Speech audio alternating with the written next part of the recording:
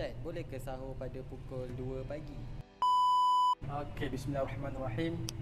Berkenaan dengan boleh ke kita bersahur pada jam 2 pagi. Sebelum kita masuk berkenaan dengan hukum ataupun boleh ataupun tidak kita bersahur pada 2 pagi, jadi saya nak kongsi dengan tuan-tuan semua berkenaan dengan sahur. Sahur ini bermaksud bila mana kita mengambil makanan sama ada banyak ataupun sikit. Itu makna sahur. Okey, sebagaimana riwayat Abdullah bin Amr radhiyallahu anhu, Rasulullah SAW bersabda, "Tasahharu walau bi jur'ati ma'in." Maksudnya, hendaklah kamu bersahur sekalipun dengan seteguk air. Jadi sama dengan definisi yang kita berikan tadi. Sebarang makanan sama ada banyak ataupun sedikit. Riwayat Ibn Hibban 3476.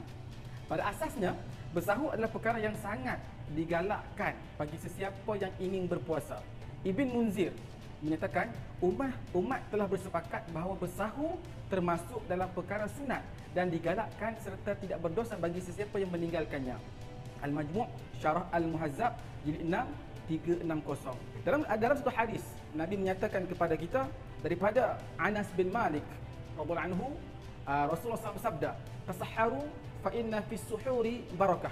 Maksudnya, bersahurlah kerana sesungguhnya bersahur itu ada keberkatan. Riwayat Al-Bukhari 1923. Dengan hadis ini menunjukkan kepada kita betapa pentingnya umat Islam yang mana yang hendak berpuasa digalakkan ataupun disunatkan untuk kita bersahur. Sebab apa kita perlu bersahur?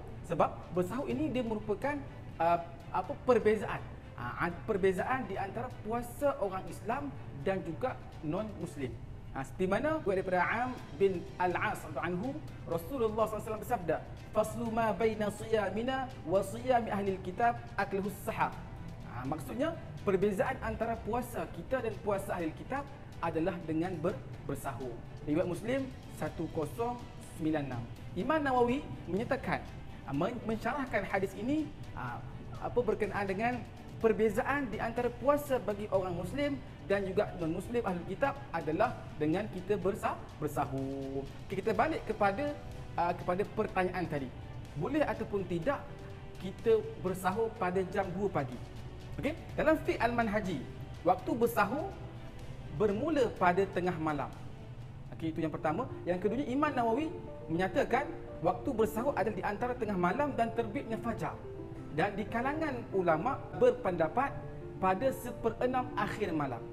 Okey, dia ada 3 pandangan daripada fiqh al-manhaji, waktu bersahur adalah pada tengah malam.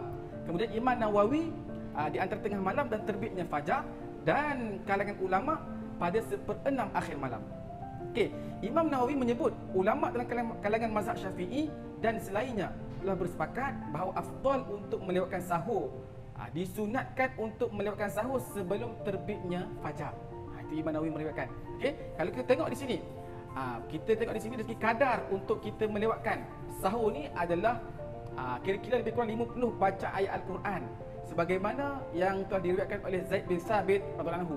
Tasahharna ma'an Nabi sallallahu alaihi wasallam thumma qama ila as-salah qultu kam kana bainal adhan was sahur qala qadru 50 ayah. Kami bersahur bersama Nabi Muhammad SAW, kemudian baginda berdiri untuk solat. Aku bertanya, berapa lamakah tempoh masa antara azan dan sahur? Beliau Zaid menjawab, kadarnya kira-kira 50 ayat.